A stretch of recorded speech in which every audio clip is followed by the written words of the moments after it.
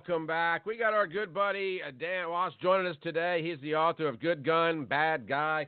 And over the course of the last, I guess it's been a couple years now. It's so hard to believe. Dan has not only really made a name for himself, got two great books out.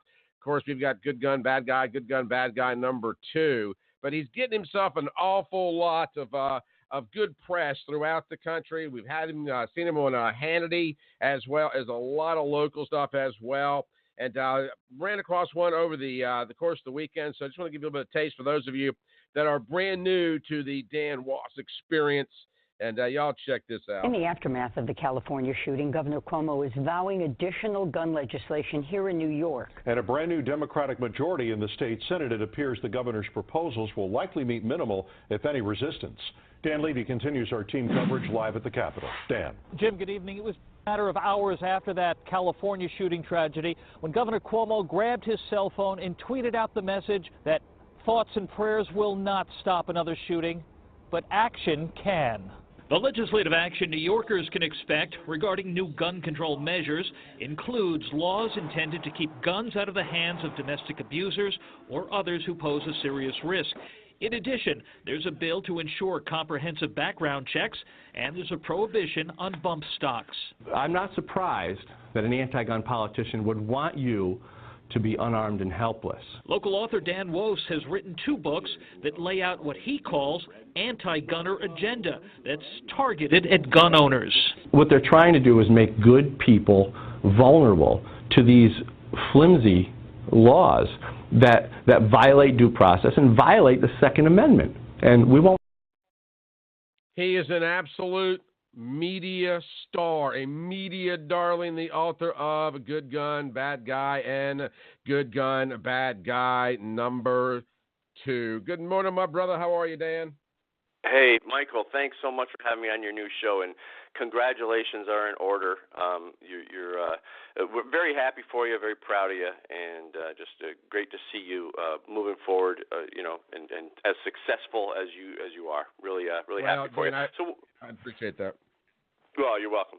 So what do you want to talk about, guns or guns and stuff, or like lunatics on the left? What are we? Let's start with lunatics on the left, because what's funny is, and one of the reasons I wanted to have you on the program today, number one, was to introduce you to the new audience, because we've got listeners coming out of California, and we're getting some folks listening in from Costa Rica, Brazil, Sweden made the list over the weekend, and Great. Some of them are listening live, frankly, which happens to be the case with anything on the internet. The listeners that tune in later and listen to an archived version of the program is about 10 times more than listen to the program live, which I'm fascinated by that. But I wanted to have this opportunity to introduce you and your work to this ever-growing audience, because I don't think enough people realize that what we're seeing with the hysteria of voter fraud in places, now Florida's also joined the list, but in places like Georgia, some of the wacky-doodleness that has gone on in your home state of New York with this Alexandria Cortez and others, but that the lunacy of it, the lunacy of the left in terms of what happens with our elections, is also the same emotion that drives the anti-gun rhetoric, is it not? Oh, absolutely. And the whole thing with the people on the left who want to, ban guns and create this gun fear narrative, it's all emotion, and they know that, and they know that the people they're speaking to are emotionally driven people as well. So it works perfectly. Scare the hell out of them, make them fearful of guns and hateful and angry toward gun owners, and you've got a Democrat voter. Interestingly enough, Dan, last night I was just killing some time watching, watching a little bit of the tube. And before I went to bed, I was just about to turn the TV off and go and read the newspaper before I was lights out. And I kind of passed through the National Geographic channel. And it's a series that they're doing on the Kim dynasty. Now, last night was episode #1. And it was about Kim Il-sung, who is Kim Jong-un's grandfather. And it's so weird to me that the grip that family has had on North Korea specifically, and many of the tactics, because the grandfather was quite young. He was actually installed by the Russians. And it's so interesting to me how much of their dynasty it has been predicated on the eradication of freedom of speech, but the outlawing of firearms. Now, we saw this in Nazi Germany as well, but I'm getting a little bit, I'm a little bit uneasy as I'm watching this last night, because I'm seeing some things going on in America from the left that was taking place in North Korea in the 1950s. Why can people not see this? Well, because they've been conditioned, and their thought process is perpetually cultivated to believe in government control. Here's the thing. People in our country, in America, are constantly being they're constantly being confused between the definitions of a right and a privilege. In this country, the people are in charge of the government. In places like you're talking about, North Korea, the government is in charge of the people. But what happens is our Democratic Party is able to convince people that the government has their best interest at hand, and that they should ban these scary guns because people are getting killed and whatever, and it's all because of the guns. And we can talk about that for hours. But the truth is they're scared to death, and they're willing to give their power, their freedom, to a government who they have been taught to believe has their best interest at hand, which is not true at all. Because they fail to see what happens in countries like North Korea. They kind of ignore that, or they even glamorize things, which is astonishing to me. You'll see them glamorize dictators, and you'll see them glamorize socialism and communism. It's because they're being conditioned to believe that this is a good thing. How do we deal with the last mass shooting?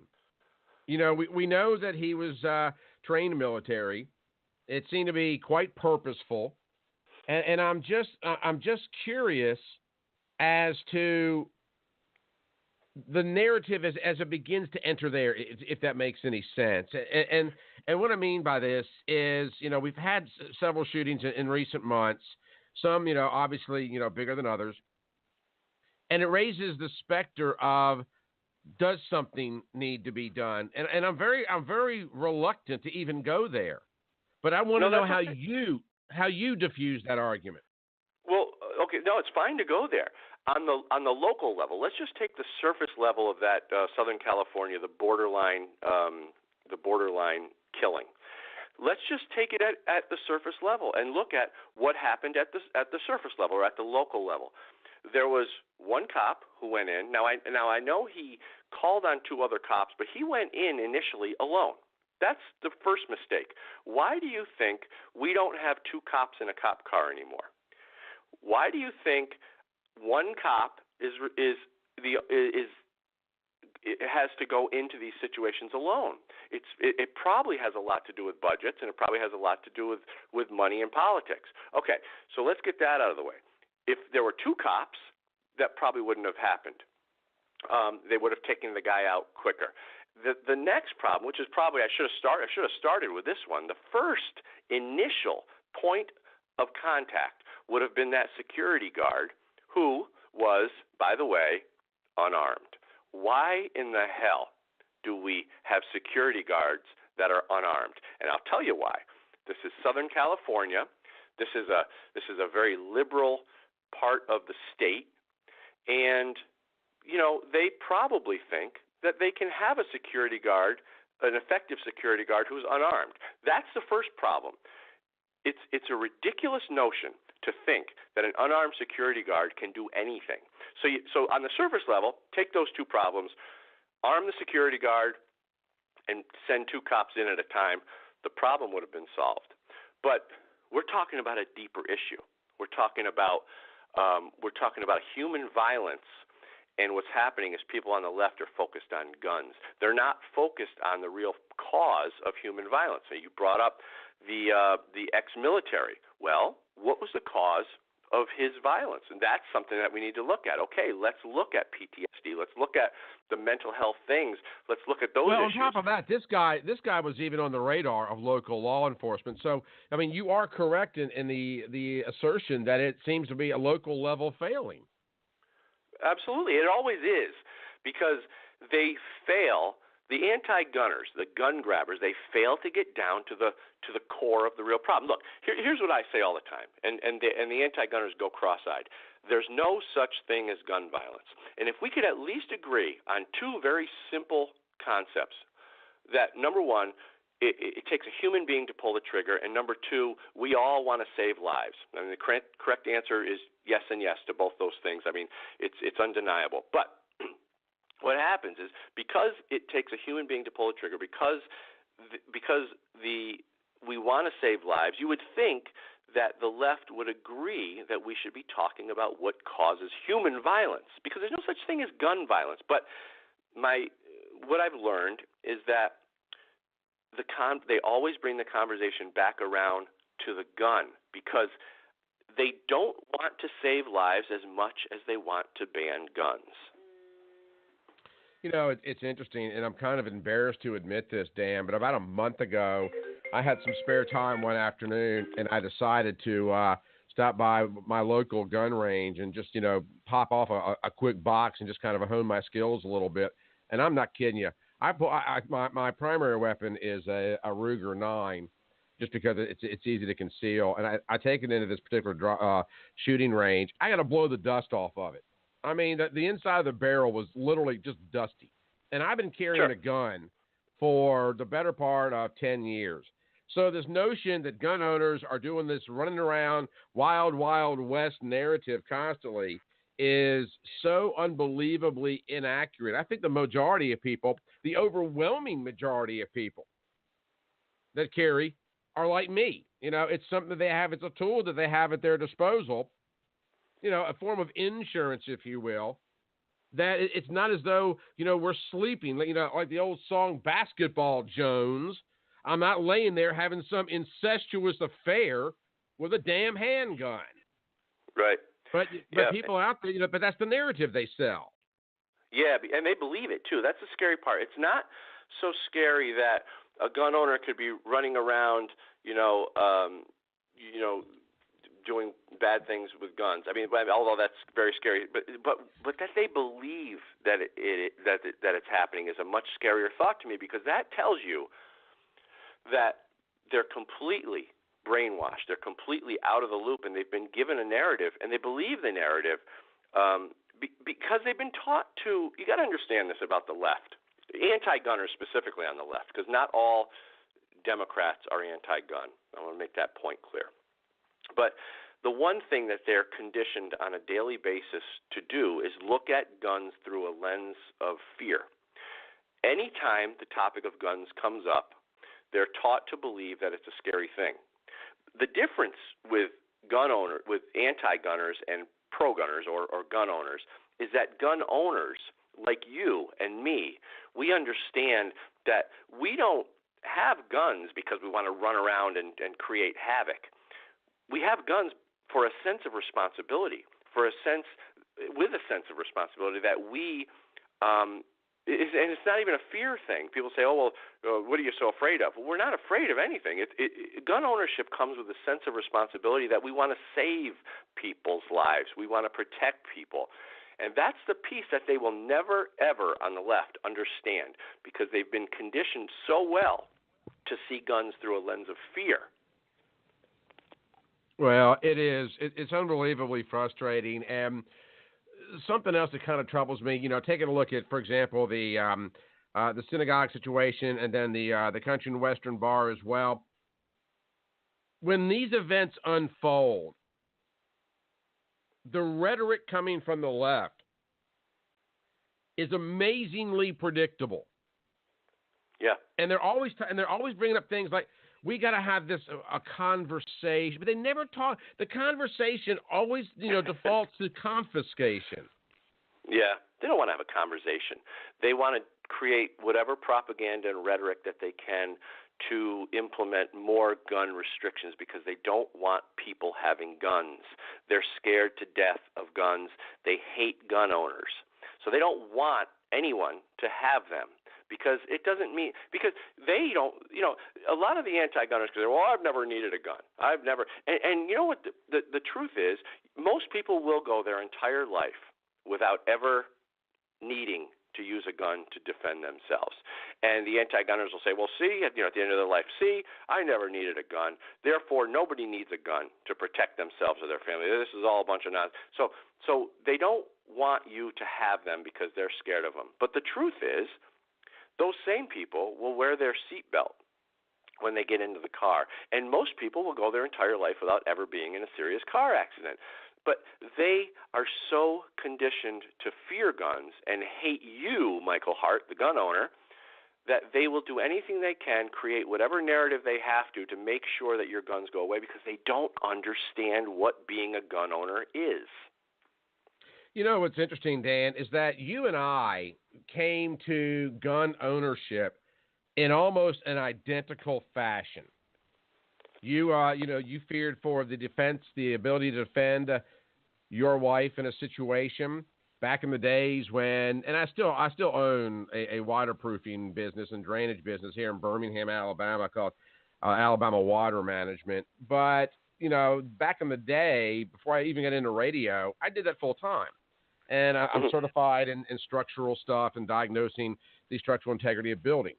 So anyway, I'm going to look at this apartment one day, a vacant apartment, that the builder was trying, or the contractor was trying to decide, if the foundation is integrity enough for them to either build it back out or tear it down. And I walked in on a drug deal going down, and I got chased.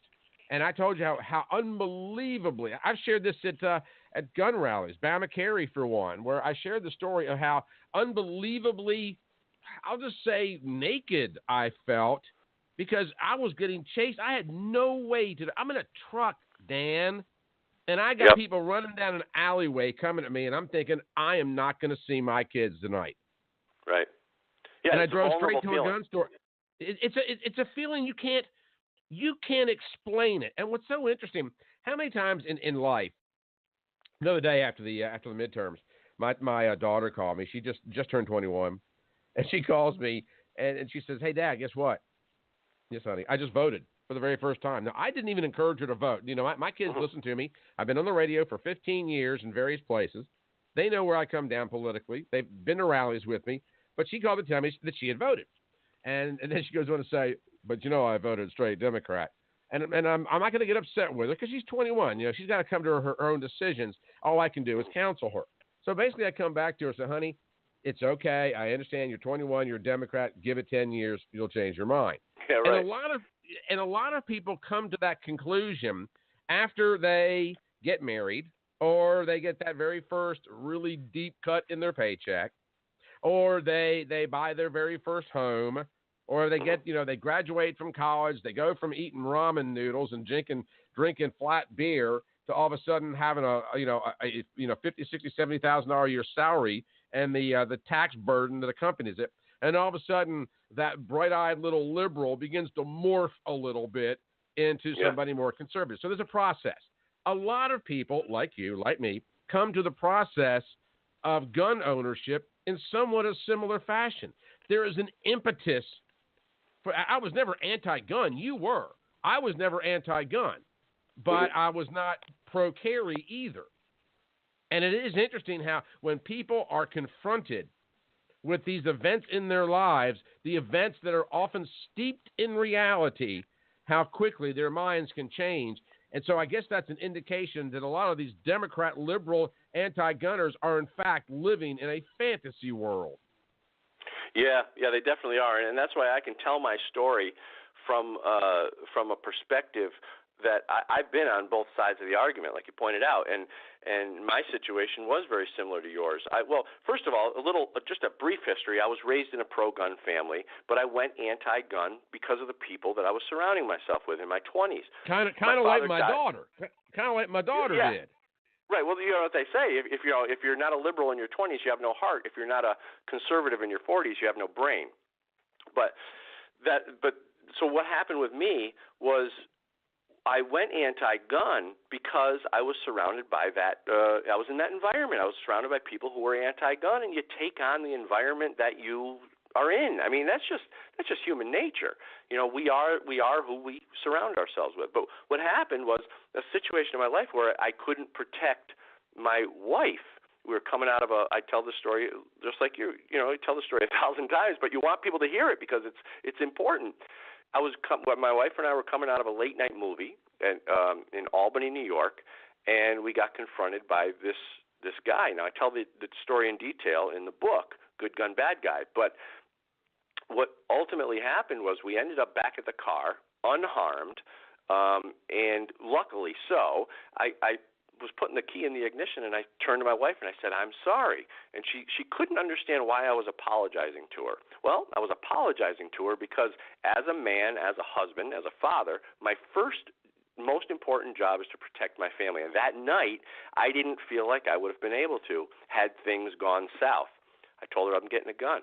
Everything changed from that point. That moment in time that I really, and it wasn't a huge violent attack or anything. It was just enough to show me that I was being a fool by taking on this anti-gun perspective and putting myself and my wife in potential danger because I was trying to hold on to some social or political view.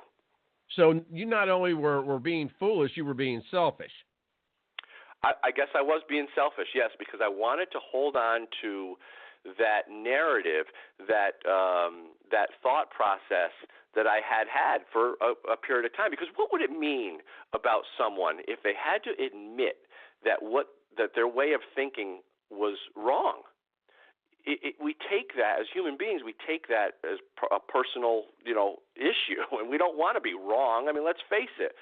But sometimes we're able to break out of that and admit we're wrong in the way we think about things, and admit that maybe we should be looking at things from a different perspective. And that's exactly what I did. But it took that moment in time where my wife was in danger and I was unable to protect her that I felt shameful. And didn't feel like I was doing my job as a husband. So sometimes it takes those moments to convince you and show you how stupid you've been. Yeah, and until a lot of people have those moments, they just cannot even imagine, because we always get this narrative of, well, I'll call the police, or right. I've got pepper spray, or you spray the wrong guy with pepper spray, all you're going to do is piss him off. And so a lot of people don't realize, because this whole idea that we as gun owners would automatically, and Greg Hopkins, and he's been on the program so many times. Great guy. He's the guy that wrote the book A Time to Kill, and I'm glad I thought about that because I got to get him on the air as well. But Hopkins is real quick to point out that the gun, defensively speaking, is the last place you go. First off, you remove yourself from the situation if you can.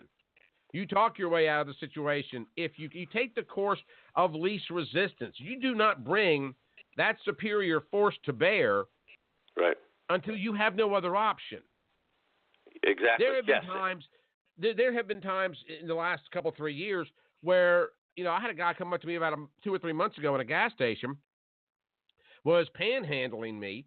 I don't carry a lot of cash on me. I'm a debit credit card kind of guy. And he was asking for money, and I told him I didn't have any, and it was getting a little hostile, and he was getting a little aggravated. My truck door is open. The 9 is right there in the side because I didn't have it on my hip that particular day. I could have gone straight for it, but I didn't because I allowed the situation to unfold fluidly. So this notion that as gun owners, we are looking for any opportunity to draw down on people is just a bunch of bull. You know what? I'm so glad you brought that up because that's the argument that the anti-gunners use. Well, you gun owners are reckless, and they want to believe that we're all reckless and we're looking for a fight. And and I hope there's some anti-gunners out there listening right now, because the actual truth of that is the exact opposite. When you are a gun owner, when you carry a gun, you have a completely different sense of responsibility. You understand that you're fully responsible, and you have a different understanding of what you're capable of. And with that power and that ability and that comes responsibility. We understand this in a way that anti-gunners will never be able to see, because they don't let themselves get that far. Because what happens is, the minute they want to start learning about guns, or the minute they want to start going to the range, or they want to talk to a gun owner, they really want to get information, they get shunned by their peers, because they don't want them going to the other side. But the truth is, if they came to the other side and they talked to gun owners, they would understand that there's a responsibility that's inherent when you carry a gun, and that we're not out looking for a fight. They just don't get it, though. They'll never will. No, you're exactly right, and that's one of the reasons why Good Gun, Bad Guy is such an amazing piece of work and such a great service to those of us that are desirous of the truth. Dan, I'm so delighted that we had the opportunity to spend some time together, and I'm trying to get the band back, man. So we're going to all of our old friends from back in the old terrestrial radio days, but we're growing up and we're maturing, and we're putting the program out on the internet. Folks are listening to us on the Facebook feed, and they can pick us up on iTunes and michaelhartshow.com and so many other ways to pick us up. And I'm so delighted to have you back with us as part of the relaunching and rebranding of the program. With that said, folks have got to pick up your book. Tell the listeners how they can get their hands on it. Well, there are two books. There's Good Gun, Bad Guy, Behind the Lies of the Anti-Gun Radical, and Good Gun, Bad Guy 2, Destroying the Anti-Gun Narrative. And they can get those books at goodgunbadguy.net or goodgunbadguy.com, or they can search Good Gun, Bad Guy on Amazon. Great. Dan, thank you so much for popping by. You knocked it out of the park, as you always do, and we'll probably talk in the next week or so.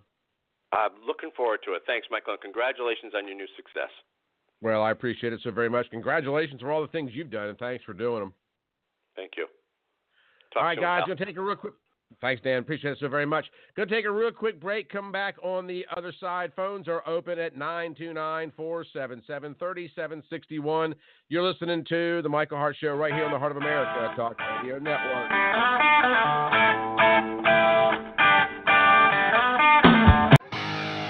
If you want more interviews by me, click one of the videos on the right. And remember, your Second Amendment, it's not a privilege, it's your right.